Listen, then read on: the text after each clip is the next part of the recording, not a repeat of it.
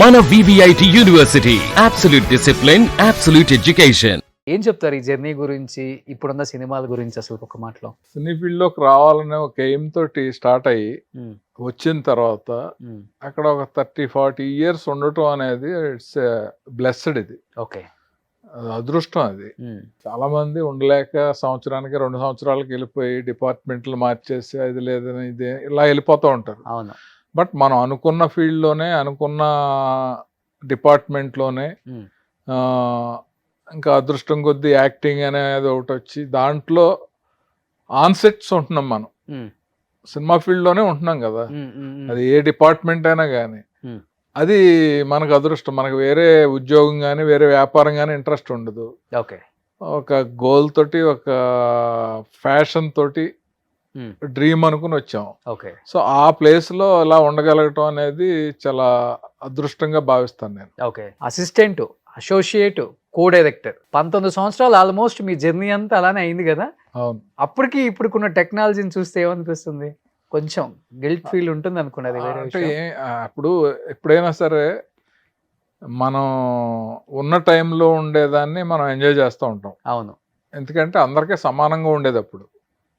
ఒకళ్ళకి ఏదో వేరేగానే ఒకళ్ళకి వేరేగా కాకుండా ఎవరైనా అదే టైము డైరెక్టర్ని ఇంప్రెస్ చేయాలి, ప్రొడ్యూసర్ని ఇంప్రెస్ చేయాలి, అన్నీ నేర్చుకోవాలి, హార్డ్ వర్క్ చేయాలి, కష్టపడాలి. అప్పుడు మీడియా లేదు, ఈ షార్ట్ ఫిల్మ్స్ కాన్సెప్ట్ లేదు, టెక్నాలజీ ఈ ఫోన్స్ కూడా రాలేదు. ఓకే. సో అందువల్ల ఫోన్ చేయాలంటే ట్రంకాలేనా? అప్పుడు ట్రంకాలు బుక్ చేయాలి. అప్పుడు ఎంత గొప్ప అంటే మేనేజర్స్కి 10 కంపెనీల ఫోన్ నెంబర్లు అలా కంటుతూ ఉండేవి, గుర్తు పెట్టుకొని ఉండాలి. ఆర్టిస్ట్లీ కానీ వాళ్ళు అలా చేసేవారు. అవి కూడా 10 డిజిట్స్ నెంబర్స్ అలాగే ఉండేవి. ల్యాండ్ లైన్ కోడ్తో సహా పెట్టాలి కదా, 040 చెన్నై పెట్టాలి. సో అప్పుడు అలాగే ఉండేవారు. ఇప్పుడు అంటే టెక్నాలజీ వచ్చి సుఖం. ఇలాగ మామూలు కాంట్రాక్ట్స్లోకి వెళ్తే సెర్చ్ చేస్తే ఎవరు కావాలితే వాళ్ళది వచ్చేస్తే కొట్టేస్తారు, మాట్లాడతారు. దానికి ఒక ఈజీ పద్ధతి అయిపోయింది. సినిమా ఫీల్డ్లోనే అప్పుడు కంటిన్యూటీ ఉండేది. ఒక పెద్ద బుక్ రాసుకుని ఆ బుక్లో ఆర్టిస్టుల పేర్లు, వాళ్ళ చెవులు దుద్దులు, ఆ బట్టలు ఏ రంగు, ఇలాంటివన్నీ చాలా కష్టపడాల్సి వచ్చేది. ఇప్పుడు సింపుల్గా ఒక పిక్ తీస్తున్నారు, ఆ పిక్ కింద సీన్ నెంబర్ 22 అంతే అయిపోతుంది. మనిషి రాకపోతే ఏ మనిషిని కూడా పెట్టేస్తున్నారు ఆల్టర్నేటివ్. ఓకే, ఈజీ అయిపోయింది. అంటే ఇది తప్పు అని అన్నగానే పాజిటివ్ గా టెక్నాలజీని వాడుకుంటే అద్భుతాలు సృష్టించవచ్చు. నెగిటివ్ గాను వీటికి ఏంటంటే లేని క్యాష్ చేసుకోవటానికి, ఒక ఇంట్రెస్ట్ క్రియేట్ చేయడానికి, వాళ్ళు న్యూడ్ ఇమేజెస్ తీయటం. కొంతమంది ఇప్పుడు చిరంజీవి గారు కూడా దాని బాధ్యతలే కదా, ఒక వీడియో చేస్తున్నారు. ఈ హీరోయిన్స్ ని యాక్చువల్ గా తలకాయ తగిలిచ్చి అన్ని చేస్తున్నారు. అదంతా చాలా సమాజానికి మంచిది కాదు. ఆ యాంగిల్లో కాకుండా పాజిటివ్ గా ఎన్నో చేయొచ్చు. దానివల్ల ఏమైపోయిందంటే తప్పు చేసిన వాడు కూడా నేను కాదు అక్కడ ఉంది ఏ వీడియో అని చెప్పి అనేస్తున్నారు. తర్వాత ఎస్కేప్ అవడానికి ఉంది. బట్ ఏది నిజం ఏది అబద్ధం అనేది ఎవరు నమ్మలేకపోతున్నారు. ఈవెన్ రియల్ గా క్రైమ్ చేసిన వాళ్ళు కూడా అది నాది కాదు ఏ అంటున్నారు. కానీ సినిమా ఇండస్ట్రీకి సంబంధించిన వాళ్ళు కూడా ఏ నేర్చుకుంటే మంచిది అంటారా? అంటే నేర్చుకుంటే మంచిది కాదు, నేర్చుకోవాలి. ఓకే. ఇప్పుడు ఎలా వెళ్తుందంటే అది, ఇప్పుడు సోహన్ బాబు గారు ఉన్నారు, కృష్ణ గారు ఉన్నారు, వాళ్ళ ఫోటో ఉంటే వాళ్ళతో సినిమా తీసేయచ్చు అన్నట్టుంది. ఓకే. వాళ్ళ ఫోటో ఒకటి ఇస్తే చాలు, వాయిస్ కూడా అదే క్లోనింగ్ చేసేస్తుంది. మామూలు సీన్స్లో కూడా ఎవరు కృష్ణ గారు ఇలాగ తోటలోంచి రావాలి, లేకపోతే ఆ కాలువలో దూకాలి, ఎవరినో సేవ్ చేయాలి అని అంటే అదంతా కూడా సాధ్యం. రోజుకి నెలకి వారానికి కూడా టూల్స్ కొత్త వచ్చేసి ఏఐలో చాలా ఇంప్రూవ్మెంట్ వస్తుంది. సో మీరు చెప్పేదాన్ని బట్టి ముందు రోజుల్లో ఆర్టిస్టులు డేట్లు అక్కర్లేదు, ఏఐలో చేసేయచ్చు వాళ్ళని. అలా కూడా చేస్తారు. ఇప్పుడు కాశీ విశ్వనాథ్ గారు ఎక్కడ అమెరికాలో ఉంటారు, డేట్స్ దొరకలేదు, లేకపోతే నేను ఫోన్ చేసి అడిగితే ₹1,00,000 పర్ డే నా రెమ్యునరేషన్ అంటే లక్ష ఎందుకు, 5 నిమిషాల్లో ఏది కాశీ విశ్వనాథ్ వాడేసేయండి అంటే వాడేసేయచ్చు. అలా లైవ్ లో కుదరదు, కేసేస్తారు కదా. చనిపోయిన వాళ్ళని పెట్టి చేయొచ్చు. రీసెంట్ గా నేను దాసనారాయణరావు గారు చేశాను, అది చూశాను నేను. నేర్చేసుకున్నారు. నేర్చుకోవటం అంటే ఎడిటింగు అదంతా కాదు, మెయిన్ కాన్సెప్ట్ ఏఐని పాజిటివ్గా వాడి ఏం చేయొచ్చు, ఎలా వాడచ్చు అనేది మనకి ఐడియా ఉంటే, ఇప్పుడు డైరెక్షన్ నాకు వచ్చు అంటే మొత్తం సినిమా అంతా నా ఒక్క చేతుల్లోనే ఉండదు కదా. కాస్ట్యూమర్స్ ఉంటారు, ఎడిటర్స్ ఉంటారు, ఫైట్ మాస్టర్ ఉంటాడు, ఇలా అందరూ ఎలా ఉంటారు. ఏ టెక్నాలజీ తెలిసిన టెక్నీషియన్స్, ఎడిటర్స్ వాళ్ళందరితోటి వాళ్ళ కాన్సెప్ట్ తెలియదు, వాళ్ళకి ఎలా డిజైన్ చేయాలో తెలియదు, వాళ్ళకి ఏ షాట్ తర్వాత ఏ షాట్ పెట్టాలో తెలియదు. సో అదంతా మనకి డైరెక్టర్ని కాబట్టి నాకు ఐడియా ఉంది కాబట్టి ఒక మంచి కాన్సెప్ట్ అనుకుని దాని గురించి చెప్పి పాసిబిలిటీ ఉందా, ఇలా చేయాలి, నువ్వు చేసిన దాంట్లో ఈ కరెక్షన్స్ ఉన్నాయి, ఫస్ట్ వచ్చిన ఒక ఫిగరు ఈ ఫిగర్కి తేడా ఉంది, మొత్తం అంతా ఒకే మనిషిలా ఉండాలి, ఇలాంటివన్నీ చెప్పుకుంటా చేస్తే అద్భుతాలు సృష్టించవచ్చు అనేది మొన్న నేను చేసిన ఏవి. ఓకే. సో ఇప్పుడు మీరు ఇండస్ట్రీకి వచ్చినప్పుడు చాలా మంది టాప్ డైరెక్టర్లు ఉన్నారు, మంచి మనవాళ్ళే. కానీ మీరు ఏరుకోరి లంకెబిందెలు విజేంద్ర నిర్మల గారి దగ్గర అసిస్టెంట్ డైరెక్టర్గా చేరడానికి వన్ ఆఫ్ ద రీజన్ ఏంటి? అవకాశం ఎవరు ఇవ్వలేక ఆమె దగ్గరికి వెళ్ళారా? లేకపోతే ఏరికోరి కాదు, ఆ నిర్మాత మాకు బాగా క్లోజ్, మా ఊర్లో షూటింగ్ చేశాడు ఆయన, తొలికోడు కూసిందని, దానికి డైరెక్టర్ కె బాలచందర్ గారు. ఓకే.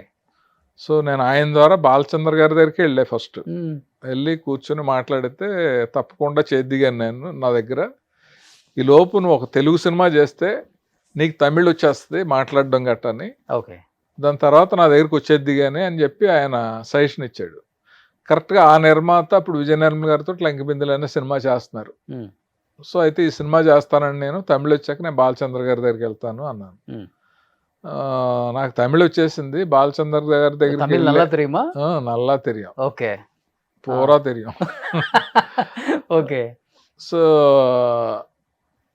ఆయన దగ్గరికి వెళ్ళే ఛాన్సు అంటే ఖాళీ దొరకలేదు నాకు, ఎందుకంటే అంత బిజీగా పనిచేసేవాడిని. ఓకే. ఒకేసారి 2-3 సినిమాలు కూడా చేసిన సందర్భాలు ఉన్నాయి, అసిస్టెంట్ డైరెక్టర్గా, అసోసియేట్గా అలాగా. ఓకే. అంటే ఇప్పుడు ఒక హీరోయిన్ గా విజయ నిర్మల గారు ఏంటో స్క్రీన్ మీద మనందరం చూసాం, కానీ యాజ్ ఎ డైరెక్టర్ గా ఆమె డైరెక్ట్ చేసే విధానం ఎలా ఉండేది అసలుకి? చాలా అద్భుతం. ఇప్పుడు సక్సెస్ని బట్టి పేరు రావటం అనేది ఉంటుంది. సో ఆవిడ తీసిన సినిమాల్లో కూడా ఒక 10-15% సక్సెస్ ఉంటాయి. ఆవిడ ఏంటంటే పనిరాక్షస్ అనేవారు మేము ఆవిడ దగ్గర పనిచేసేటప్పుడు. ఒక్కొక్క రోజు ప్రొడ్యూసర్స్కి కలిసి వచ్చేలాగా 8-9 సీన్లు కూడా తీసిన సందర్భాలు ఉన్నాయి. ఓకే. మార్నింగ్ 6కి వెళ్తే రాత్రి 12 వరకు కూడా వర్క్ చేసింది. మామూలుగా జనరల్గా హీరోయిన్గా చేసిన ఆవిడకి స్టామినా ఉండదు, లేకపోతే అంత ఏదో సాయంత్రం 6కి ప్యాకప్ చేసేస్తారు అలా ఉంటుంది కదా. ఓకే. ఆవిడ మాత్రం చాలా చాలా బాగా చేసి చాలా ఈజీగా తీసేస్తూ ఉండేది సీన్లు. ఓకే. ఓకే. ఆవిడ దగ్గర చాలా నేర్చుకున్నాం. అంటే నేర్చుకోవటం ఇన్ ద సెన్స్, ఇప్పుడు రకరకాల డైరెక్టర్లు రావచ్చు, క్రియేటివ్గా ఉండొచ్చు, టెక్నికల్గా ఉండొచ్చు, వేరే వేరే రకంగా ఉండొచ్చు. ఆ రోజుల్లో ప్రొడ్యూసర్కి ఇబ్బంది లేకుండా ఒక ప్రాజెక్ట్ని ఇన్ టైంలో కంప్లీట్ చేసి కొంచెం ప్రాఫిట్స్ వచ్చేలా ఎవరు చేస్తారో వాళ్ళందరూ మంచి డైరెక్టర్ల కింద లెక్క అప్పుడు. ఓకే. అలా చాలామంది ఉండేవారు, వాళ్ళలో ఈవిడ కూడా ఒకరు. కానీ మీకు రామానాయుడు స్టూడియోస్, సురేష్ ప్రొడక్షన్స్కి ఒక స్టాంప్ వేసేసారు కాశీ విశ్వనాథ్ గారు అంటే, అంతే కదా? ఆల్మోస్ట్ వాళ్ళతో జర్నీ ఒక 16-17 ఇయర్స్ చేసుంటారా? లేదు, రామానాయుడు గారు దగ్గరికి నేను వచ్చి చేసింది 6-7 ఇయర్స్. అది కూడా పరుచూరి వెంకటేశ్వరరావు గారు, మేము కలెక్టర్ గారు అల్లుడు సినిమా చేస్తూ ఉంటే ఆ సినిమా క్లైమాక్స్ ప్రాబ్లం వచ్చింది, షూటింగ్ ఆపేశారు. దాంట్లో ఒక మంచి ఐడియా నేను ఇచ్చాను. ఓకే. అది అందరికీ నచ్చి వెంటనే షూటింగ్ చేశారు, ఆ సినిమా కూడా హిట్ అయింది. ఆ టైంలో పరుచూరి వెంకటేశ్వరరావు గారికి నా మీద మంచి అభిప్రాయం ఏర్పడింది. నువ్వు క్రియేటివ్గా బాగా చెప్తున్నావు, సురేష్లో జాయిన్ అయ్యవచ్చు కదా, జాయిన్ అయితే ఛాన్స్ ఇస్తారు అంటే, నేను నిజమే కదా, మన గోల్ డైరెక్షనే కదా అల్టిమేట్గాని అని చెప్పి, శరత్ గారు నన్ను బాగా చూసేవాడు, ఆయన ఓ బ్రదర్లా చూసుకునేవాడు. సో ఆయన దగ్గర చెప్పేసి అప్పుడు రామనాయుడు గారి దగ్గరికి వచ్చాను. ఏంటి సార్ కలెక్టర్ గారు అల్లుడు క్లైమాక్స్ చేంజ్ ఏంటది? క్లైమాక్స్లో వాణి విశ్వనాథ్ తల్లి వాణిశ్రీ గారు, ఆవిడ ఆల్రెడీ ఎవడో నవభారత్ బాలాజీకి ఇచ్చి పెళ్లి చేసేస్తూ ఉంటుంది. ఓకే. అంతకు ముందే సుమన్ గారితో వాణి విశ్వనాథ్కి పెళ్ళి అవుతుంది. వాళ్ళిద్దరు బావమరదలు అన్నమాట. ఓకే. సో ఆ విషయం ఎవరన్నా వచ్చి చెప్పాలి, లేకపోతే ఆ విషయం ఆ అమ్మాయి చెప్పి ఆ పెళ్లి చెడగొట్టేసుకుని నేను చేసుకోను అని చెప్పాలి అనేది కాన్సెప్ట్.